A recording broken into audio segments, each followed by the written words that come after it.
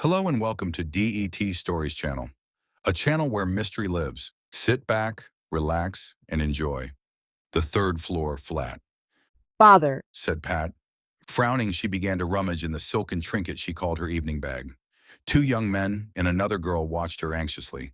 All of them stood outside the locked door to Patricia Garnett's flat. it's no use, said Pat. It's not there. What do we do now? What is life without a key? Muttered Jimmy Faulkner. He was a short, broad-shouldered young man with cheerful blue eyes. Pat turned on him sharply, Don't joke, Jimmy. This is serious. Check again, Pat. said Donovan Bailey. He had a lazy, pleasant voice that matched his slim, tanned appearance. You'll find it eventually. Said the other girl, Mildred Hope. Of course I'll find it. Said Pat. I think I gave it to one of you two. She looked at the men accusingly, I told Donovan to take it for me. but she couldn't pin the blame. Donovan firmly denied it, and Jimmy backed him up. I saw you put it in your bag. Said Jimmy. Well, then one of you must have dropped it when you took my bag. I dropped it once or twice. Once or twice, said Donovan. You dropped it at least a dozen times, not to mention leaving it unattended every chance you got. I'm surprised everything in the world doesn't fall out of it constantly. Jimmy said. The question is, said Mildred, how do we get in? She was a practical girl, focused and grounded, though far less striking than impulsive and nervous Pat. All four stared blankly at the locked door. Couldn't the porter help? Suggested Jimmy. Doesn't he have a master key or something? Pat shook her head. There were only two keys. One was inside the flat, hanging in the kitchen, and the other was supposed to be in her bag. If only the flat were on the ground floor, Pat groaned. We could break a window or something. Donovan, you wouldn't mind becoming a cat burglar, would you? Donovan firmly declined. A fourth-floor flat is quite the challenge. Jimmy said. What about the fire escape? Suggested Donovan. There isn't one. There has to be, said Jimmy. A 5-story building must have a fire escape. Maybe so, said Pat. But that doesn't help us. How do I get into my flat? Isn't there a dumbwaiter? Donovan asked. You know, one of those things tradesmen use to deliver chops and Brussels sprouts. There's a service lift. Said Pat. Oh, yes, but it's just a kind of wire basket. Wait, what about the coal lift? Now that, said Donovan, is an idea. Mildred offered a discouraging comment, It'll be locked from inside Pat's kitchen. but that idea was quickly dismissed. Not in Pat's kitchen, and Said Jimmy. Pat never locks anything. I don't think it's locked. Said Pat. I took the dustbin down this morning, and I'm sure I didn't lock it afterward, and I haven't touched it since. Well, Said Donovan. that fact might just save us tonight. But let me remind you, Pat, that these careless habits make you a dream target for burglars of the non-feline kind. Pat ignored the warning.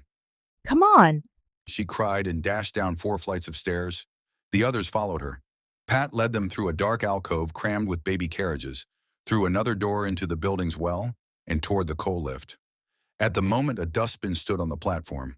Donovan moved it aside and stepped in. He wrinkled his nose. Bit smelly, he remarked. But so what? Am I going alone or is someone coming with me? I'll come. Said Jimmy, stepping onto the platform beside him.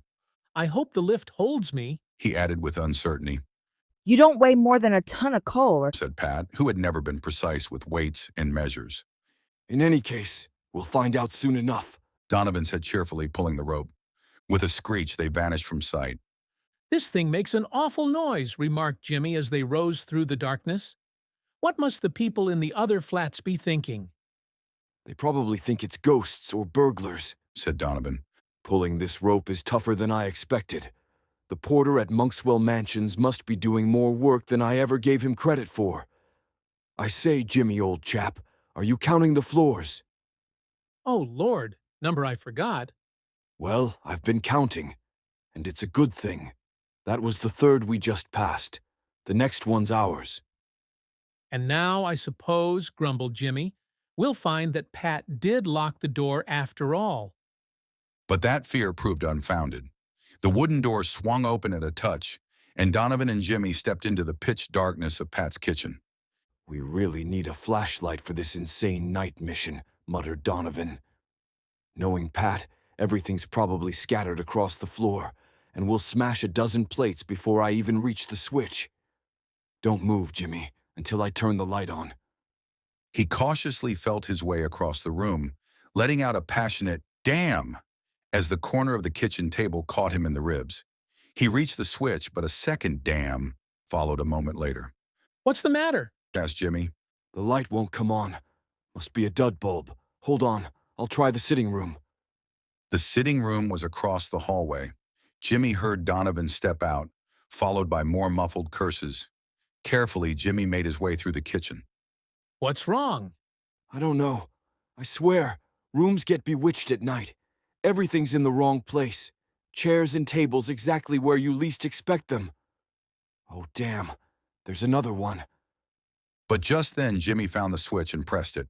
A moment later, both young men were staring at each other in stunned silence. This was not Pat's sitting room. They were in the wrong flat. To begin with, the room had about 10 times as much furniture as Pat's did, which explained Donovan's repeated crashes into tables and chairs. In the middle stood a large round table covered in cloth, and an aspidistra plant stood solemnly in the window. This was clearly the kind of room whose owner would demand explanations. In quiet horror, they stared at the table, where a pile of letters rested. Mrs. Ernestine Grant, Donovan breathed, picking them up and reading the name. Oh, help! Do you think she heard us? It's a miracle she didn't, said Jimmy. What with your chatter and your furniture demolition. Come on, for heaven's sake, let's get out of here fast. They quickly switched off the light and tiptoed back to the lift. Jimmy breathed a sigh of relief as they once again settled into its grimy depths. I appreciate a woman who sleeps soundly, he said approvingly. Mrs. Ernestine Grant has her virtues. Now I get it, said Donovan. I mean, why we got the floor wrong. We started our climb from the basement. Dusra. He pulled the rope, and the lift began to rise. This time we're right, he said. I certainly hope so, said Jimmy, as he stepped into another ink-black void. My nerves can't take many more shocks like this. But there were no more shocks. The first flick of the light revealed Pat's kitchen, and a minute later they were unlocking the door and letting the two waiting girls inside. You were gone so long, grumbled Pat. Mildred and I have been waiting here forever. We had an adventure, said Donovan. We nearly ended up in jail as dangerous intruders. Pat walked into the sitting room, switched on the light, and tossed her wrap onto the couch. She listened with lively interest to Donovan's tale of misadventure. I'm glad she didn't catch you, she said. I'm sure she's an old crank. She sent me a note this morning. Wanted to see me about something. Probably to complain about my piano. People who don't like pianos overhead shouldn't live in flats. Say, Donovan, you've hurt your hand. It's all bloody. Go wash it under the tap. Donovan looked down at his hand, surprised. He obediently left the room, and a moment later his voice called for Jimmy. Hey, said Jimmy, following him in. What's up? Did you cut yourself badly? I didn't cut myself at all. There was something in Donovan's voice that made Jimmy stare. Donovan held out his washed hand. There wasn't a mark on it. That's strange, said Jimmy, frowning. There was quite a bit of blood. Where did it come from? Suddenly, the realization struck him, what Donovan had already figured out. Good Lord, he said. It must have come from that other flat. He paused, considering the implications. You're sure it was, blood? Not paint? Donovan shook his head. It was blood, he said, and shivered. They looked at each other. Clearly, the same thought was running through both their minds. Jimmy spoke first. I say, he said awkwardly, don't you think we ought to, well, go down and have another look? Just to be sure everything's okay? What about the girls? We won't say anything. Pat's putting on an apron to make us an omelet. We'll be back before they even wonder where we are. Oh, all right. Let's do it, said Donovan. I suppose we've got to. Still, I hope it's nothing. But his tone lacked conviction. They went down one floor in the lift.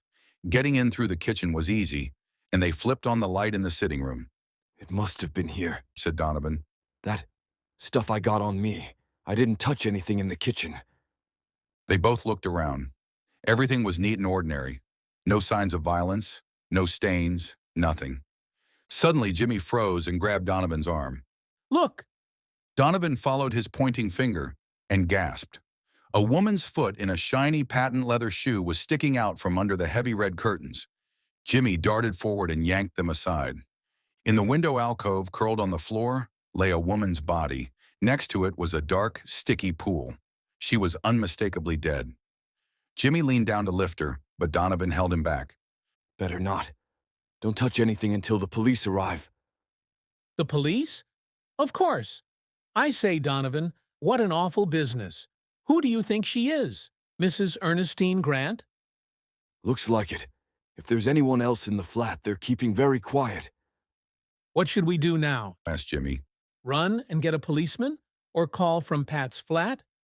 I think we should call. Let's go out the front door. We can't keep climbing in and out through that smelly lift. Jimmy agreed. As they left, he hesitated. Do you think one of us should stay? You know, just to keep an eye on things until the police get here? Yes, you're right. You stay. I'll go call. He raced upstairs and rang the bell at Pat's flat. She opened the door. Beautiful Pat, her cheeks flushed, an apron tied over her dress. Her eyes widened. You? But how? Donovan, what is it? What's happened? He took both her hands in his. It's all right, Pat. But we made a very unpleasant discovery in the flat below. A woman is dead. Oh, She gasped. how awful. Did she have a seizure or something? Number it looks. Well, it looks like she was murdered. Oh, Donovan. I know. It's ghastly. Her hands remained in his. She even leaned closer. Dear Pat, how he loved her. Did she care for him? Sometimes it seemed so. Other times he feared she preferred Jimmy Faulkner. The thought made him wince with guilt. Pat, dear, we need to call the police. Monsieur is quite right. Said a voice behind them. And while we wait for them, perhaps I can be of some small assistance. They stood in the doorway. Now they turned to the staircase. Above them, a figure descended. It was a small man with fierce mustaches and an egg-shaped head. He wore a magnificent dressing gown and embroidered slippers. He bowed gallantly to Patricia. Mademoiselle, He said. I am, as you may know, a tenant of the flat above. I like to be high up, in the air, with a view of London. I rent the flat under the name of Mr. O'Connor, but I am not Irish. I have another name. That is why I take the liberty of offering you my services. Allow me. With a flourish, he pulled out a card and handed it to Pat. She read it. Monsieur Hercule Poirot. She caught her breath. Monsieur Poirot, the great detective, and you will really help? That is my intention, mademoiselle. Earlier this evening I almost offered my help. Pat looked confused. I overheard your discussion about getting into your flat. I am, how shall I say, clever with locks. I could no doubt have opened the door for you, but I hesitated.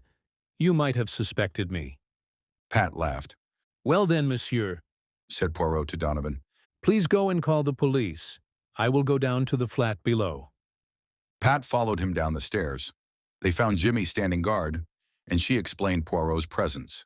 Jimmy in turn told the detective everything that had happened. Poirot listened attentively. You say the lift door was open, and that the kitchen light wouldn't turn on? As he spoke, he stepped into the kitchen and pressed the switch. Tiens, voilà ce qui est curieux. He said as the light flicked on. Now it works perfectly. Curious. He raised a finger for silence and listened. A faint sound broke the stillness. Unmistakable snoring.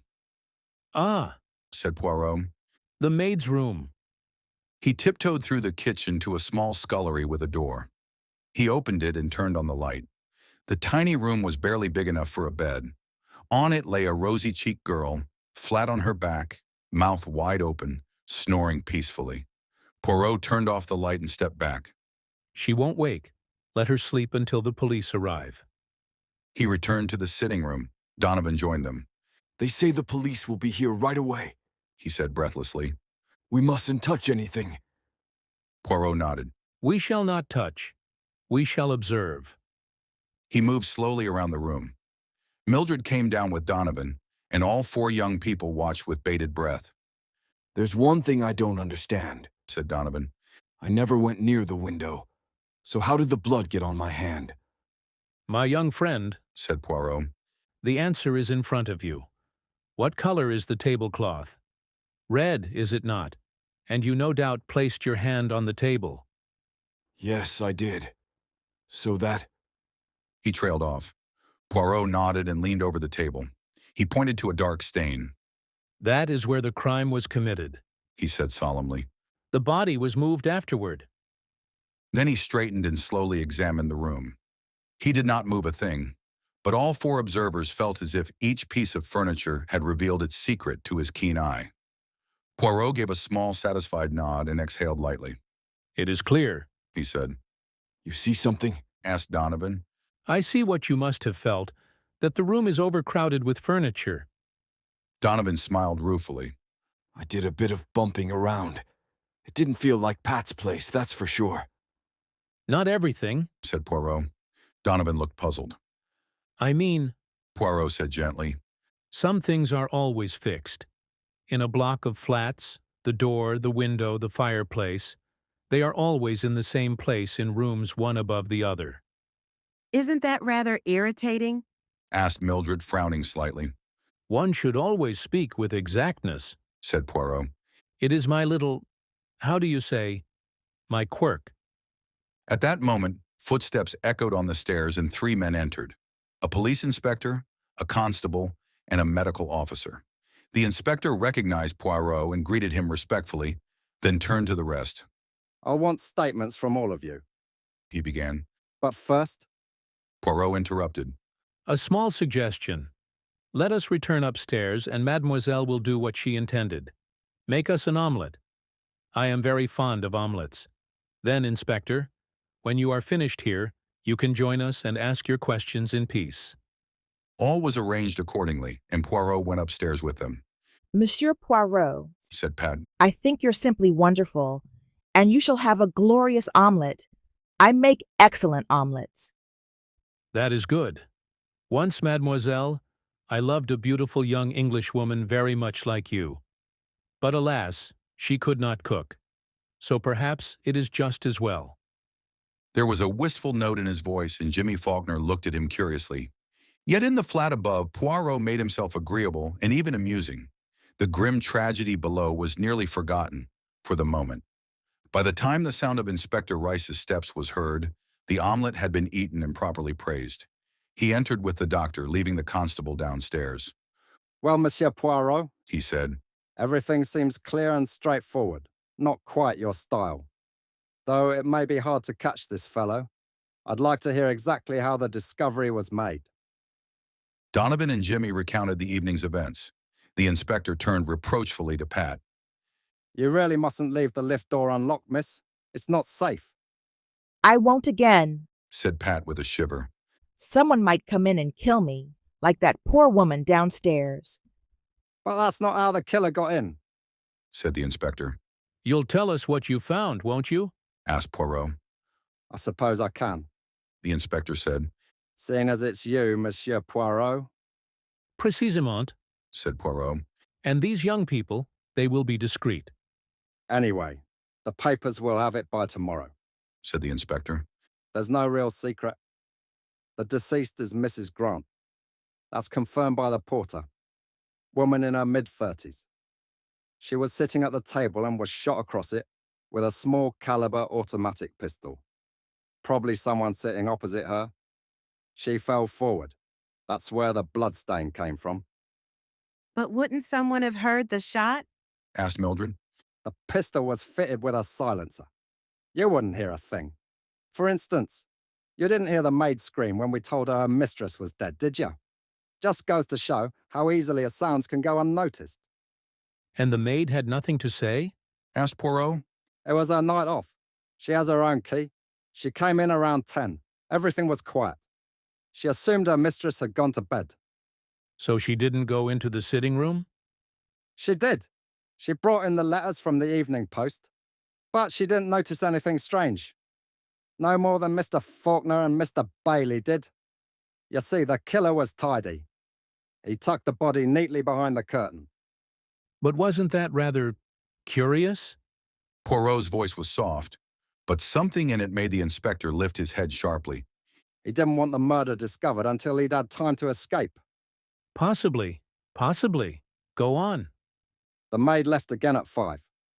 The doctor puts the time of death at around 4 or 5 hours ago. Is that right, doctor? The doctor, a terse man, nodded. It's 11:45 now, so we can likely narrow it down quite precisely. He pulled out a crumpled piece of paper. This was in the dead woman's pocket. Don't worry, there are no fingerprints on it. Poirot smoothed the sheet. In stiff, printed capital letters it read, "I will come to you this evening at 6:30. J.F." A compromising note to carry. Poirot remarked, handing it back. He probably didn't know she still had it. Said the inspector. Thought she'd destroyed it. Still, he was careful. The pistol was found under the body. Again, no fingerprints. It was wiped down thoroughly with a silk handkerchief. How do you know it was silk? Asked Poirot. Because we found it, The inspector said triumphantly. he must have dropped it while drawing the curtain. He held up a large white silk handkerchief.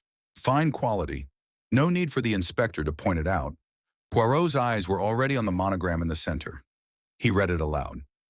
"John Fraser," Well, there you are. said the inspector. J.F. John Fraser. Now we know who we're looking for, and I'd say, once we know more about the deceased and her connections, we'll find him soon enough. Interesting. Said Poirot. "No, mon cher. I somehow suspect your John Fraser. won't be so easy to locate. A strange fellow, careful enough to wipe his pistol with a marked handkerchief, then careless enough to drop it. And he leaves a note in her pocket. Surely he would have made sure it was gone," He was rattled. said the inspector. Perhaps. Said Poirot. Yes, perhaps. And no one saw him enter the building? People come and go all the time. Big block. I suppose none of you He turned to the 4 young people. saw anyone leaving her flat? Pat shook her head. We went out earlier, about 7. I see. The inspector stood up. Poirot accompanied him to the door. A small favor. May I examine the flat downstairs? Of course, Monsieur Poirot. I know what they say about you at headquarters. I'll leave you the key. I have a spare. It'll be empty. The maid's gone to stay with family, too scared to stay alone. Thank you. Said Poirot. He returned to the flat, lost in thought. You're not satisfied, Monsieur Poirot? Said Jimmy. No, Said Poirot. I am not satisfied. Donovan looked at him curiously. What is it that's bothering you? Poirot didn't reply. For a minute or two, he frowned in thought, then suddenly shrugged with a quick, impatient movement. I wish you good night, mademoiselle. You must be tired. A lot of cooking, eh? Pat laughed. Only an omelet. I hadn't eaten. Donovan and Jimmy dropped by and invited us out. We ended up somewhere in Soho. And afterward, let me guess, you went to the theater? Yes. Caroline's Brown Eyes. Ah, Said Poirot. but surely they should have been blue. Your eyes, mademoiselle. He made a sentimental gesture, then again wished good night to Pat and to Mildred, who was staying the night at Pat's request. Pat had confessed she couldn't bear to be alone in the flat after what happened. The 2 young men accompanied Poirot to the landing, intending to say good night, but Poirot stopped them. My young friends, you heard me say I was not satisfied? Eh bien, it is true, I am not. I intend to conduct a little investigation of my own. Will you join me? They eagerly agreed. Poirot led them down to the flat and unlocked the door with the key the inspector had given him. But instead of entering the sitting room, he went straight to the kitchen. In a scullery niche stood a large iron bin. Poirot knelt and rummaged in it like a terrier on the hunt. Jimmy and Donovan stared, bewildered. Suddenly, with a cry of triumph, he emerged holding a small corked bottle. Voila! He cried. I have found what I was looking for.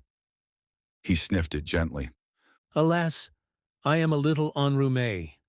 I have a head cold. Donovan took the bottle, sniffed it, and smelled nothing. He pulled the cork and held it to his nose, just before Poirot could cry out. Instantly, Donovan collapsed like a stone. Poirot leapt forward, partly breaking the fall. Imbecile! He cried. The idea! Pulling the cork like that! Did he not see how delicately I handled it? Monsieur Faulkner, be so kind as to fetch some brandy. I saw a decanter in the sitting room. Jimmy dashed off. By the time he returned, Donovan was sitting up, claiming he was perfectly fine. He had to endure a sharp lecture from Poirot on the dangers of inhaling potentially toxic substances. I think I'll go home, said Donovan, rising unsteadily. That is, if I'm no longer needed here. Still feeling a bit shaky. Of course, said Poirot. That's the best thing you can do. Monsieur Faulkner, stay here a moment. I'll be right back. He escorted Donovan out and spoke to him for a few minutes on the landing.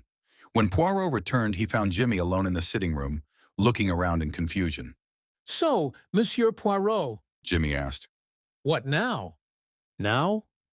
Nothing. The case is finished. What? I know everything. Now? Jimmy stared. That little bottle? Exactly. That little bottle. Jimmy shook his head. I don't get it. I can tell you weren't satisfied with the case against this John Fraser, whoever he is. Whoever he is, repeated Poirot softly. If he even exists at all. I would be surprised. I don't follow. That name, that's all it is. A name embroidered carefully on a handkerchief. And the note? You noticed it was printed? Why? I'll tell you. Handwriting can be identified. Typewriting can be traced. But a printed message, anyone can write that. No, my friend, that note was written and planted in her pocket to throw us off. There is no such person as John Fraser. Jimmy stared at him. And so, Poirot continued, I went back to the first thing that struck me. You heard me say certain things in a room always stay in the same place in a block of flats. I gave 3 examples. I could have added a 4th, the light switch, mon ami. Jimmy still looked puzzled. Poirot went on. Your friend Donovan never went near the window. He got blood on his hand from the table. But why was his hand on the table at all? What was he doing, wandering through a dark room like that? The switch is always in the same place, by the door. Why didn't he reach for it immediately? According to him, he tried the kitchen light. It didn't work. Yet it worked fine for me. So I asked myself, did he want the room to stay dark? Because if the light had come on, you both would have realized instantly you were in the wrong flat. You'd have had no reason to go farther. What are you saying, Monsieur Poirot? I don't understand. What do you mean? I mean this. Poirot raised a Yale key. The key to this flat? No, my friend. The key to the flat above. Mademoiselle Patricia's key, taken from her bag earlier in the evening by Monsieur Donovan Bailey. But why? Why? Parbleu! So he could do exactly what he did, access this flat without suspicion. Earlier tonight, he made sure the lift door was unlocked. Where did you find the key? Poirot smiled.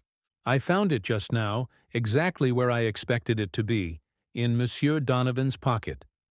You see, that little bottle I found was a ruse. Monsieur Donovan fell for it. He pulled the cork, sniffed, and passed out. The bottle contained ethyl chloride, a strong, fast-acting anesthetic. It gave me just enough time to search his pockets. I found 2 things I knew had to be there. One was the key. The other— Poirot paused, then continued. I'd been wondering, why was the body hidden behind the curtain? To buy time? No, it was more than that. I thought of one thing. The mail.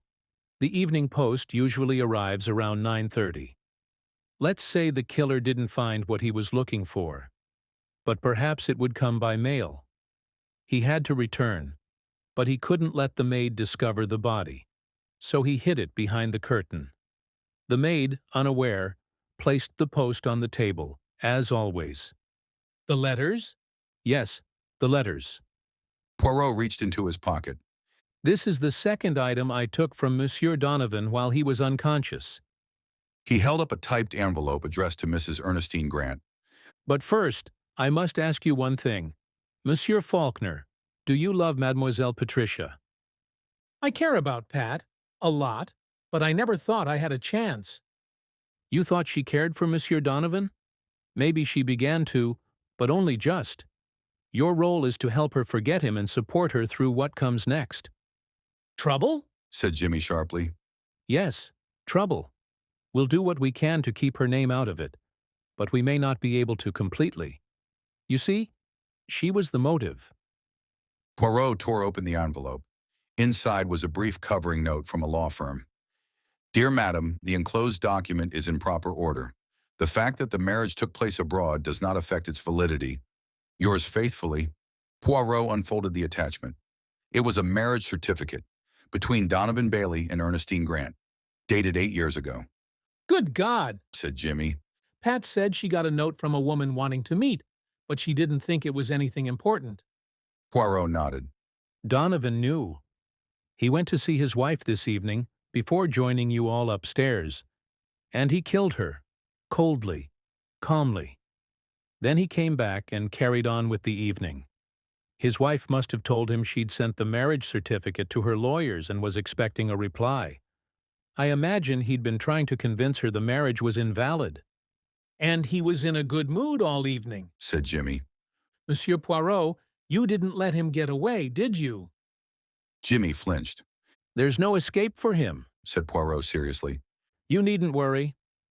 I'm mostly thinking of Pat. Said Jimmy. Do you think she really cared about him? Mon ami, Said Poirot gently. that is your role now, to turn her heart toward you and help her forget. I do not think you will find it difficult. Thank you for listening until the very end. If you enjoyed the mystery, don't forget to join us next time, where another secret awaits. Until then, stay curious and stay sharp. See you soon on Deet Stories.